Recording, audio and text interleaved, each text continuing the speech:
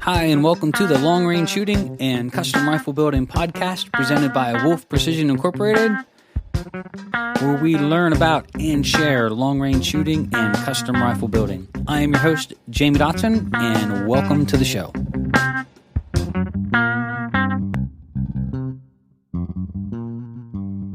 Hi, and welcome to another episode of Wolf Precision's Long Range Shooting and Custom Rifle Building podcast. I'm your host, Jamie Dotson, and welcome to the show. In this episode, we're going to be talking about the difference between hosting an event and running an event, and talk about the retirement of King of the Mountain and some of the reasons why we had to move it, as well as introducing the new practical, tactical, cover some of that. We also want to talk a little bit about the new Ace System rifle kits. This is slowly rolling out. It's one of our long-term goals for 2024. So we've been working really hard on the system here. She's just about running. You're going to start seeing some big changes on the site as well. And we're going to get into some custom rifle building content. This is Wolf Precision's Custom Rifle Building podcast, so we're going to have a whole series on this as well. So that'll be a great podcast. So without further ado, here we go.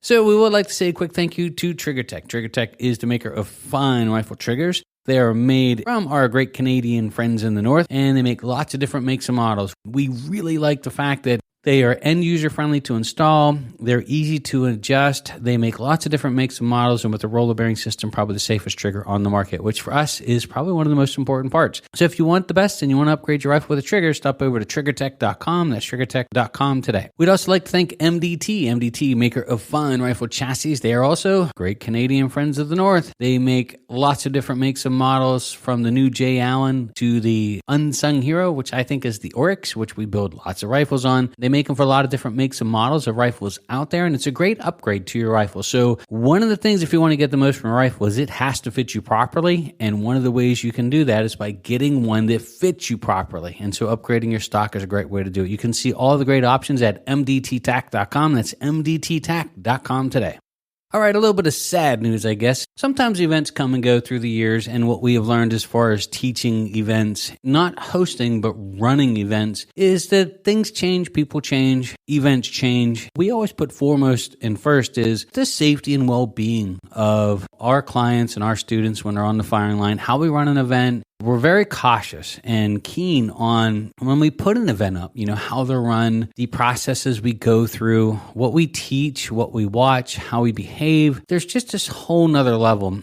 One thing that sometimes disappoints me a little bit is the fact that people sometimes just veer off and do their own thing. And I guess it's part of nature. It's the part of the way that things go sometimes. But I think where it hurts a little bit is sometimes when they're really good friends and they sort of part ways and do things in ways that just aren't becoming of a relationship anymore. And I guess that's the sad part of life, is these things do come and go. And these are the decisions that we have to make as we move forward too. We can't always not change or just accept different behavior as time rolls along and people change. We had been privy to a post and some video work that had been sent to us, and instantly I recognized it as what was our King of the Mountain event, and in the background seen some of our clients. We ended the King of the Mountain last year. I didn't say anything publicly, we just pulled it, and this isn't a public shaming or grinding on anything, but I never really explained myself and explained the decision processes, and I thought there are clients there now, and maybe they'll listen to this podcast and understand what situations sometimes you can get yourself into when you're the participant of these events and you don't quite see the operations or the running of them.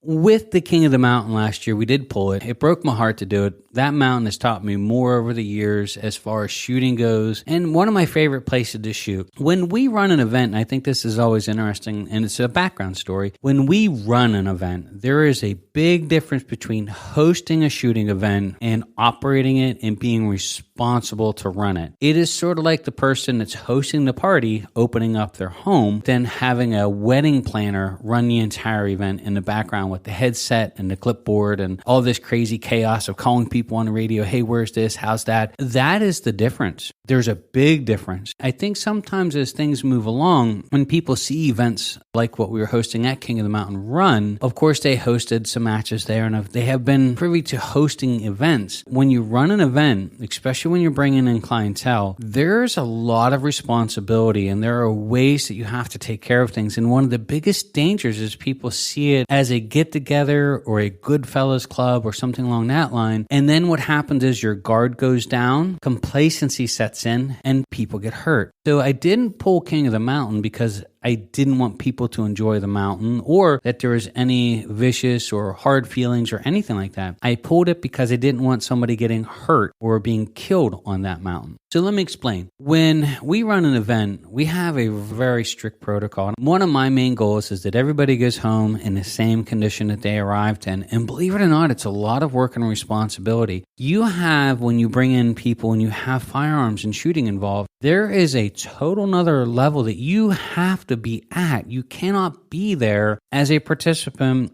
or a hangout. You have got to be at such a high level of assertiveness, attentiveness, of making sure that everything around you, 360, eyes in the back of your head, is being run and operated properly and that everyone is in a safe position at all times. I often say, like, if I do a 3-day shooting school, I am done at the end of the day. Like, I am completely exhausted. I mean, you would think that I just ran like 100 miles. It's not because the teaching part of it is hard. It's because you have to hold yourself at such a high level of mental awareness at this hyper level that's not normal, that it is exhausting.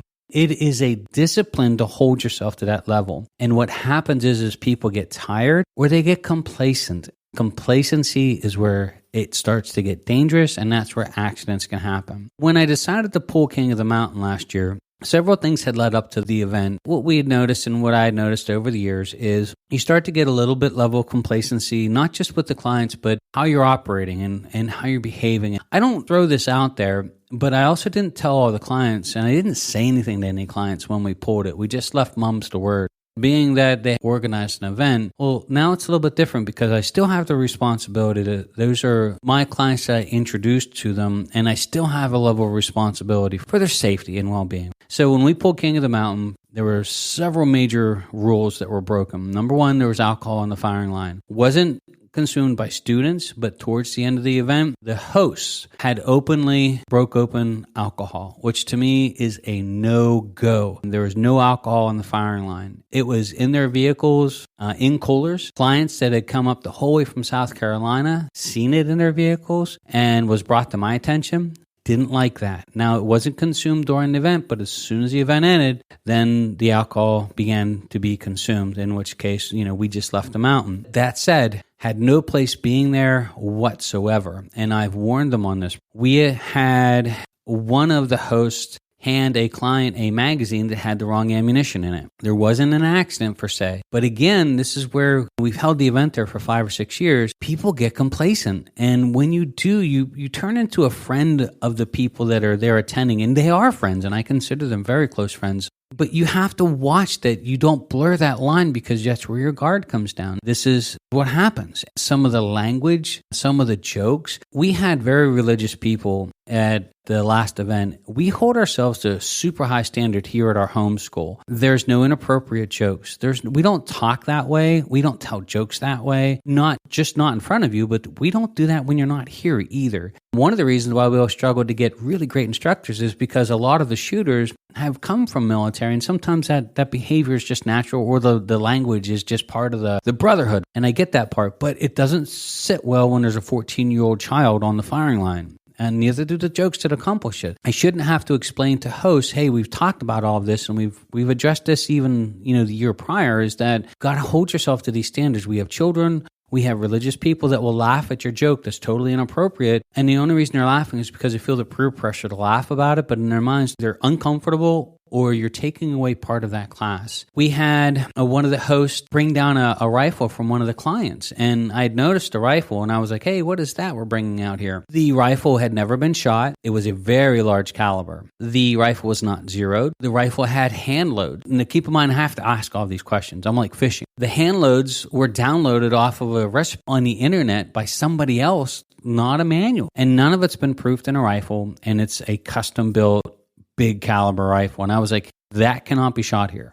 We have other clients staying around here. This rifle's never been proofed. It's never been fired. That ammunition's never been tested in it. It turned into a little bit of a disagreement, and I won the argument, but I shouldn't have to do that. My responsibility isn't to that one client who wants to bring this crazy rifle out and showcase. My responsibility is to the 12 other people standing around watching. I have to be the bad guy. It sucks when you're in this situation, and I hate being put in it. I can't give in to peer pressure, and I have a responsibility. I had friends there that drove 12 hours to be there with us on this mountain to share this event with us. I have the responsibility that they go to enjoy the same 12-hour ride home. And so to explain it to you, the listeners out there, and you'll see this, and I want to warn you on some of this as well. When people get around it too much, they get too complacent on throwing in their own ideas, throwing in how they want to teach it, because they've heard and they've been around it. They're trying to assert their knowledge, that they have something to give, and I get that part. I am all for it.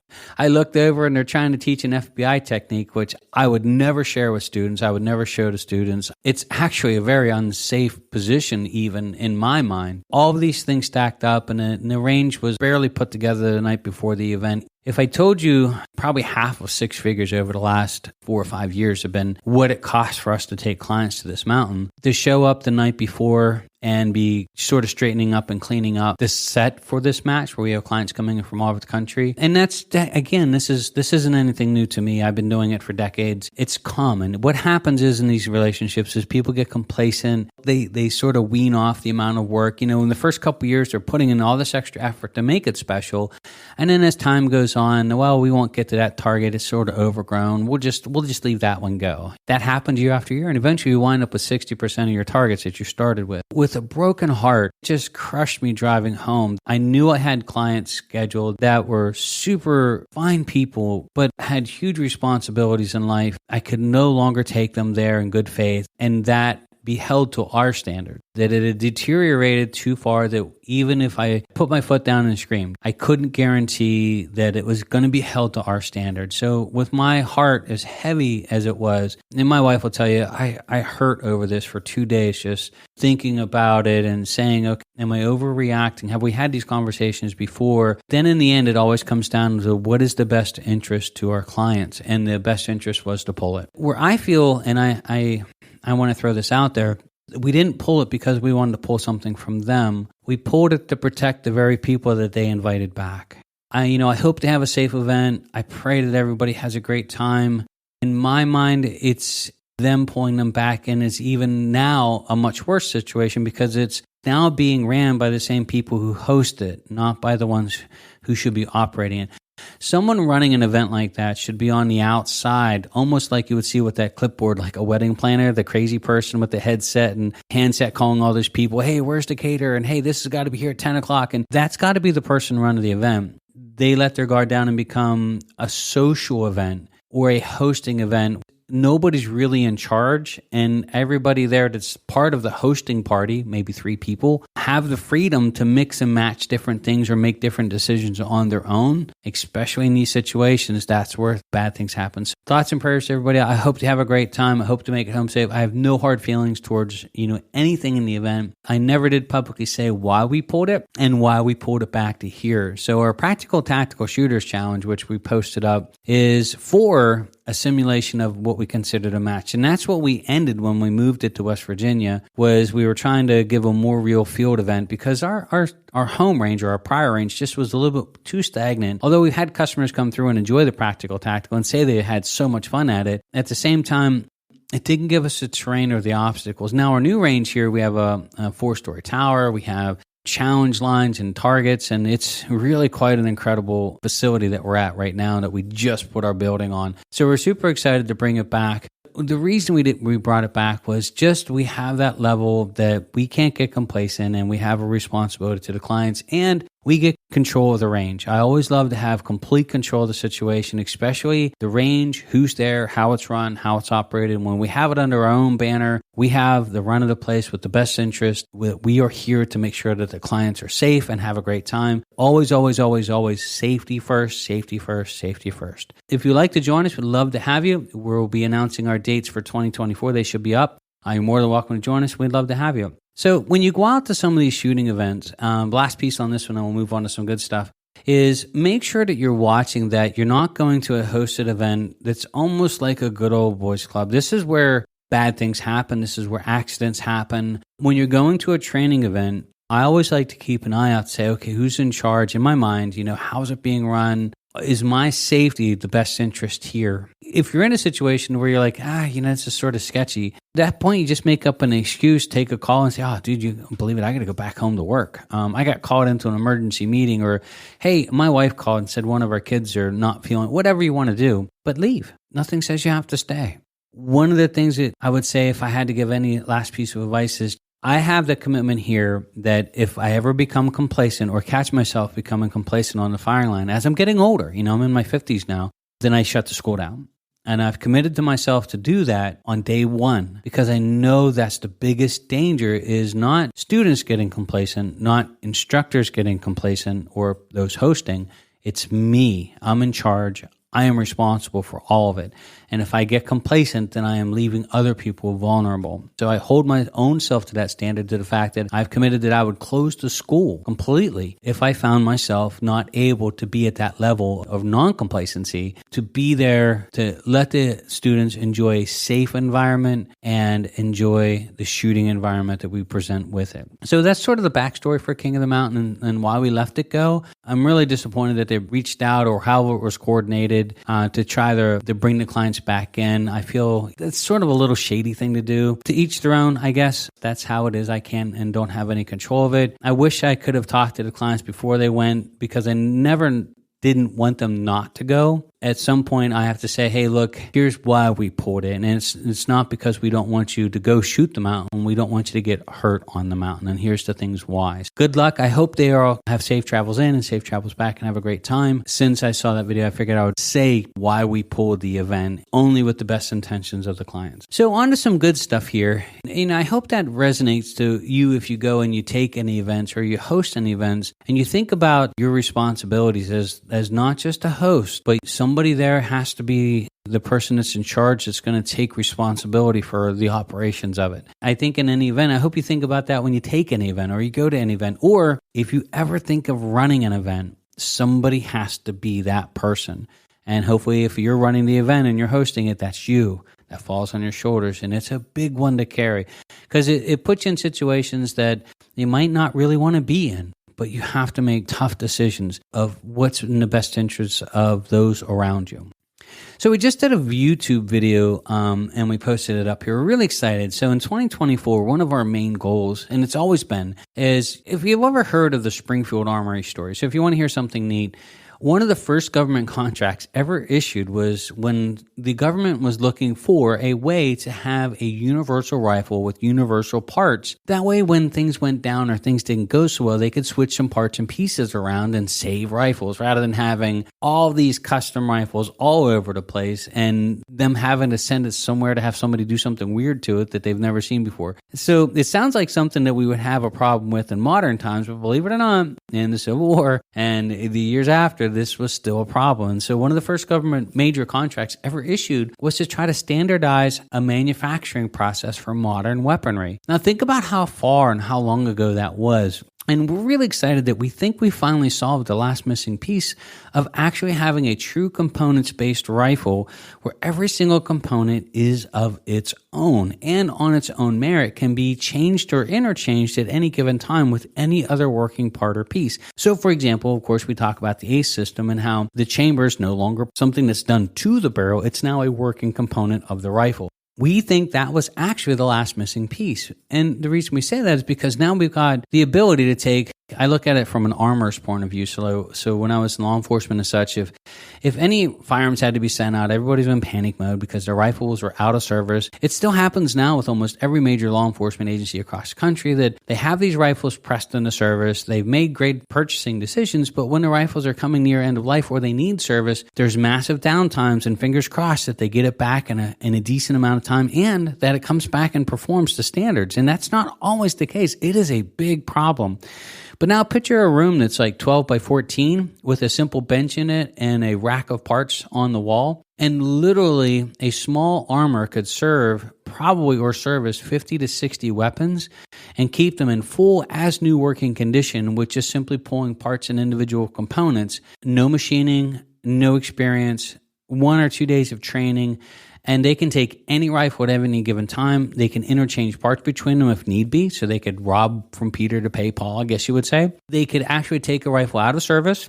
Let's just say the barrel shot out. They could remove the ace, grab the barrel, put the ace on a new barrel, put it on the rifle, and it will shoot exactly the same as it was when it was new. That's cool. So we were watching a video on YouTube a little bit ago. I always love to watch any type of manufacturing video, and they had one on Bagheera, which I thought was an amazing video, right? But about halfway to 3/4 through, they said that, hey, one of the employees was saying they have 9 different ground recoil lugs that they used to fit the barrel to the receiver. So in other words, they have a plus or minus of a lot, and they use these individual ground recoil lugs to A, B, C, D, E, the recoil lugs to get one that properly headspaces that barrel to that receiver. That's amazing, actually, that we're still there in manufacturing today, that it's not just 1 or 2, it's 9. And so when people scale, that's when systems fall apart, and here's where you start to get into, all of a sudden we have to have 9 different recoil lugs because you've got the receiver, the lugs in the receiver to the face of the receiver. Then you've got the bolt that has the lugs contacting inside the receiver to the bolt face.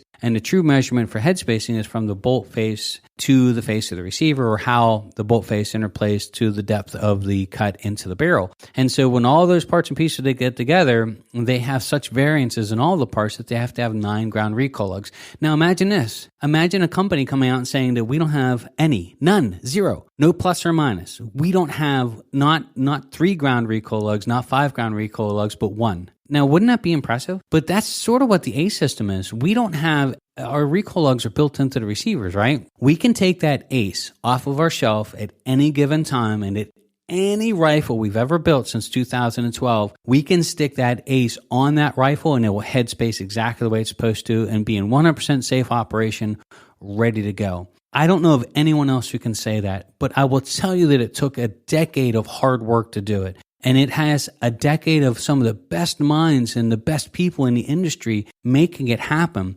It was not easy. It was a commitment to quality and having efficiency before we scale, to have a system in place that we can repeat it to 100 to 1,000 to 100,000 to 1 million rifles. And we can do it over and over and over again, every day, all day, and we've been doing it. We have never had a rifle come back that we weren't able to change out parts and pieces and put right back into service again. No real gunsmithing. It's a component-based system. And this is why we're so excited for 2024 to announce the new ACE system kits. So we'll talk more about the gunsmithing part of it and the rifle building part. That's going to be coming in some future episodes here. But just the fact that, A, the customer can save thousands of dollars because we don't have to be a manufacturer. We can actually sell the individual components minus one part, and we get to save the customer 11% right out of the gate. To me, that's fascinating. And it's not just the 11%, but then also you get the true pricing of it, right? We had several customers over the last couple of weeks. They inquired about a custom rifle, right? That had sent us an email back and said, hey, that's really awesome. I love how you broke down the pricing and like each individual component is there listed for me to see what I'm actually paying for. And I think that's just like a level of honesty on our part. If you take one of our rifles, we use the best components on the planet. There's nobody using better components, including Bat Machine and Krieger barrels and IBI. Everything that we do is just top of the line. And then you look at our rifle kit and then you look at some competitor that's out there that's $3,000 or $4,000 more. You get to look at ours and break down the components, right? And you can say, okay, here we go. We're breaking down the components. Here's the bottom line price. And you look over there at brand B and they're $3,000, $4,000 more. Where's the money? Why the difference? And so when you don't break down your components as far as what you're truly charging, and then you get to hide and stack stuff in there. And at that point, you're selling on branding and not on the quality of the service that you're providing. If you said, hey, we're charging you all of this money, plus we're adding $3,000 just because, that doesn't fly in any other industry. I'm not sure why it flies in the custom rifle world either. And so we're able to be honest in our pricing and break it down for true component cost and say, here's what you're paying for, and this is what you're getting. And I think it's amazing because none of our rifles. So my goal was to say, okay, we're better than custom at a price that you can afford. That was always my goal. And my goal wasn't to make $1 million off of an ACE system. My goal was to sell 1 million ACEs. All of our custom rifles now start at under $4,000. All of them. Now you can spec them out to some super high-end crazy stuff, and you can get them much more expensive. But that's because only because you would be picking much more expensive components, not because we're adding any more cost on our end to the rifle. If you choose a $2,000 stock, obviously it's a little bit more expensive than if you build a $300 stock, or if you have a carbon fiber barrel and then you want it painted and you want a stainless barrel group. These things add some cost to it. But in the end, I think what you'll see is that you'll be pleasantly surprised in just how competitively it is. And this is where we're going. And I always said too that profitability comes from productivity. That's just the bottom line. You have to produce parts, and you have to produce lots of parts, and you have to do it consistently, and you have to have a system in place to do it. And your customers benefit and you benefit. And then the customers benefit and then you benefit. That's called modern manufacturing. And that's sort of where we're going with it. So one of the things we're working for right now is you can take a peek at our kits. You can see them at wolfprecision.net. You can see all the pricing that we're starting to structure.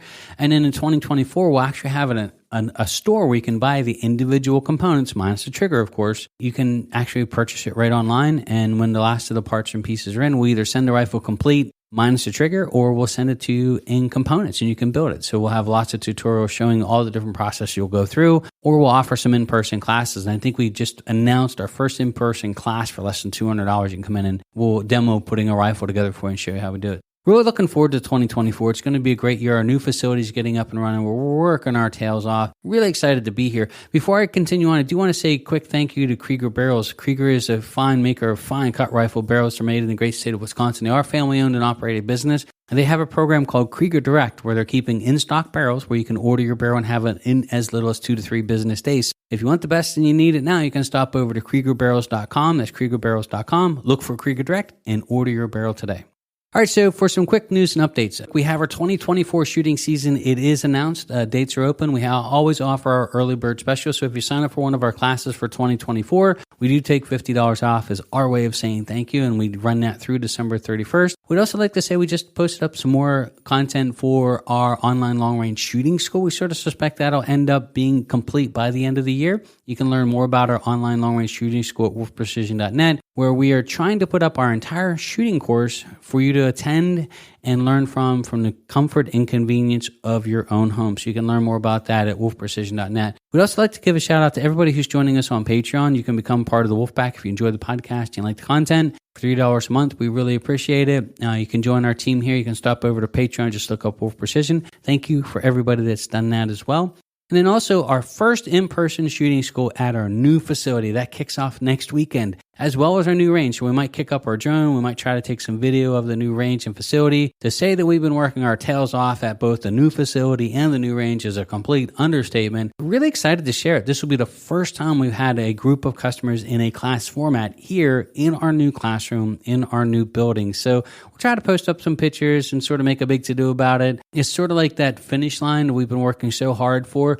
We started this process the week before Christmas last year, when we found out that we were going to have to move in 90 days because a bank had purchased our facility. So my wife's our office manager, and she said to us, you realize that we're 3 months away from it being 1 full year that we've been working on this. And it's just like, it's been 9 months. It's crazy. Loving every minute of it. It's what we do. It's what we love to do. I wouldn't change what we do for anything else in the world. And, the folks that join us here and build with us and spend time with us on the line that make it all worthwhile. So we always want to say thank you and we appreciate it. So stay tuned. We'll have Richard back on for another podcast. We'll start talking about building custom rifles coming up next. And if you have anything you'd like us to bring up and talk about on the podcast, you can stop over and send us an email. It's contact@wolfprecision.net. Last thing I want to touch base on. I've been trying to commit to doing a blog, just a simple, maybe couple paragraphs to talk about shooting or some type of tip. So we send it out in our email, so you can log on for or be part of our emails. You can stop over to Constant Contact, or you can actually register to be on our newsletter online. And then every week I'm going to send out a new blog, and we just finished up on reading the wind, and we just finished up another one that a customer had asked about preparing for a hunt. Some of the bad things that happen when you get right up next to the shoulder and you prepare at that last minute. And so I thought it was a great write-up. You can see that more at our website. You can go over to our website and just look for our blog post. But I think it's really good content. It's very short, very simple, very sweet. And then we did a nice video. We just released another video on YouTube talking a little bit more about our rifle kits. So if you want to see more, you can stop over to YouTube and see it's a Wolf Precision. So thank you, everybody, for taking the time to join us here at the podcast. We really, really appreciate it. It's always been our pleasure. My name is Jamie Dotson. I'm your host, and you're listening to the Long Range Shooting and Custom Rifle Building Podcast.